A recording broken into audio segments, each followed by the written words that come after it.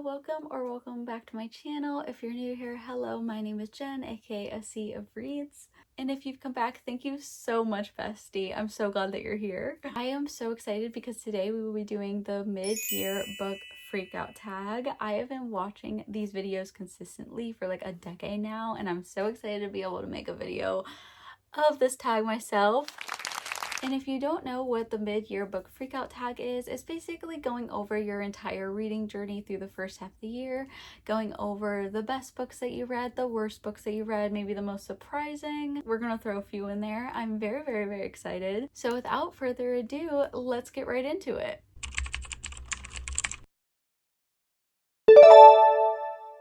The first question is the best book that I read so far this year, and this was very hard. I've had quite a few 5-star reads, but I think the one I'm gonna land on is My Friends by Frederick Bachman. This follows 4 childhood best friends, a famous painting, and the unexpected ways friendship, loss, and art can truly change your lives and the trajectory of your life. This was phenomenal. I underlined so much when I was reading this book.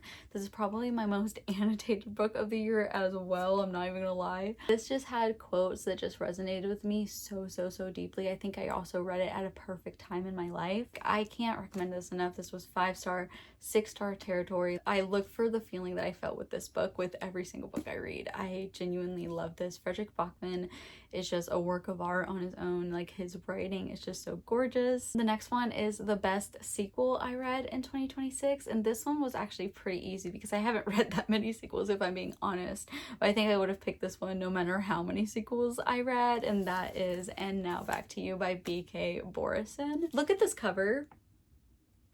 Yeah.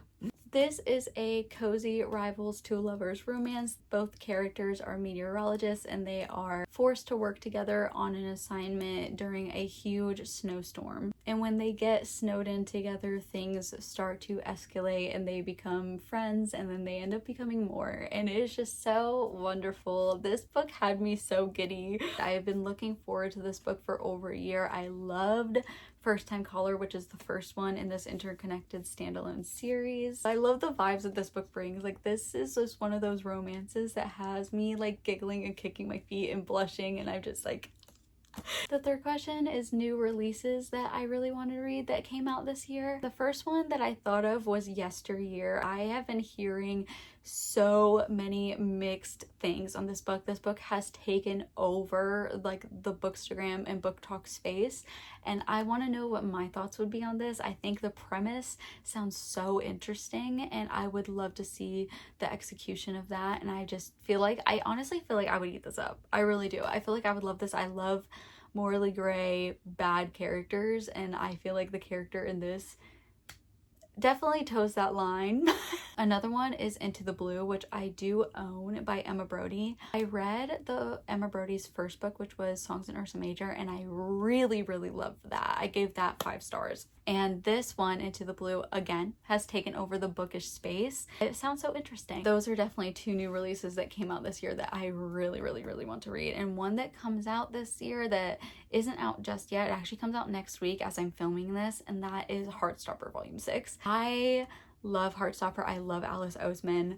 I'm so excited for this. I'm going to read it the day it comes out. I'm very excited. I've been waiting so long for it. I love Nick and Charlie. I love the whole Heartstopper gang, so I'm just so excited to be back in that world. And yeah, I'm so giddy just thinking about it. Like, it comes out next week. Number 4 is actually my biggest disappointments, and these books I don't own because they were disappointments and I unhauled them. The first one would have to be Almost Life. I actually read this and DNF'd it in my most recent video, so if you want to go watch that, feel free. Little shameless self promo there. I did DNF it in that video, and I do explain more in depth why. It just made me more uncomfortable than anything, and that is the reason I DNF'd it. I think the reason it was the biggest disappointment is because I was anticipating it for so long. I was expecting like 5-star potential with this book, so the fact that I DNF'd it was just so disappointing, and I was just genuinely so sad. Hello, editing me here. I completely forgot to talk about my second most disappointing read of the year, and that was Laura Dean Keeps Breaking Up With Me. There was like a certain storyline in this that would be kind of spoilery that I actually hated a lot. I think if that storyline wasn't in this book, I would have loved it a lot more, but I did give this 2 stars, but I did finish it. I just didn't like it. It was really disappointing because I thought I was really gonna love it. But anyway, on to the video. Number 5 was my biggest surprise of this year, and I think I'm gonna land on Project Hail Mary by Andy Weir. This is actually a book I have heard of for many, many years, and I just wasn't that interested in it. Like, it didn't really like appeal to me, especially when I was younger. I used to work in a bookstore and people would come in for this all the time, but I just wasn't at the time a sci-fi reader, so I didn't gravitate towards it like at all. But then Ryan Gosling got casted for the movie, and I was like, I love Ryan Gosling. I want to watch this movie, but I can't watch this movie until I've read the book. So that's why I ended up reading the book, and it was a 5-star read. I was shocked by how much I loved this. I actually immersive read this with the audiobook, and it was the best decision I could have ever made because the audiobook is one of the best audiobooks I think I've ever listened to. One thing about this book is that it's very science heavy. Obviously it is science fiction, but there's a lot of math involved, a lot of science, and the audiobook helped me understand and comprehend that a lot better than if I were to have read this without the audiobook. I think actually the audiobook elevated my experience. With all this yapping, if you don't know what Project Hail Mary is or what I'm talking about or what the book is about, let me tell you. This follows our main character, Ryland Grace. He is the sole survivor on this desperate mission to save planet Earth. When you first start this story, he wakes up with no memory and all his crewmates are dead, and he's on the ship in the middle of outer space, and you're like, what the hell? And he's like, what the hell? Because he has to figure out why he's there, what the mission is, why his crewmates are dead, like how to save the planet, what to do going forward with absolutely no memory. I love this. I devoured this. This was so much fun. Number 6 is my favorite new author this year, and that is C.G. Drews. I love C.G. Drews so much. They write queer botanical horror. They're so good. They grip you from the very first page. I first read Hazelthorn back in, I think, January or February, and I really loved it. My book club really loved it. We read it for my book club, and then we loved it so much that we then read Don't Let the Forest In, and then we loved Don't Let the Forest In so much that we read You Did Nothing Wrong. I hadn't heard of C.G. Drews before until Hazelthorn was a pick for Book of the Month. I'm so excited for their new release, Scorpion Deep, and I will be reading anything they come out with. Number 7 is a new fictional crush. So much of me wanted to say Ryland from Project Hail Mary, but I'm trying not to do repeats in this challenge, so I'm gonna go with Cliff from If It Makes You Happy by Julie Olivia. This is a cozy romance set in a small town in Vermont in the 90s. Michelle's mom owns this inn, and her mom unfortunately passes away, so she comes to take care of the inn until her sister graduates. So while Michelle is there in this very small town, she meets Cliff, and Cliff is the owner of the bakery in town, and he has 2 children. He's a single dad. The story kind of goes from there once they meet, and it is just so lovely. And again, the amount of times I was giggling and kicking my feet during this, very similar to it. Now back to you, because this was having me like squealing. I loved Cliff as well. There was just something about him that was just so lovely. Like, he's just such a soft character, and I just really adored him. He's definitely a golden retriever. If you're a golden retriever character, I will most likely fall in love with you, and Cliff is just that. Number 8 is actually your favorite character of the year, and again I wanted to say Ryland so bad. I love Ryland Grace so much, you guys. Oh my gosh. So just know that he is number 1. But because I can't choose Ryland, I'm gonna choose Greta and Minette from the Tea Dragon Society. I also read this trilogy in my last video, so another shameless self promo if you wanted to go watch it. I genuinely love this story. This was so sweet, so wholesome, so pure. The characters were so lovely. Like, I connected to them so deeply. When the series was over, I was genuinely so sad that we don't have more of them.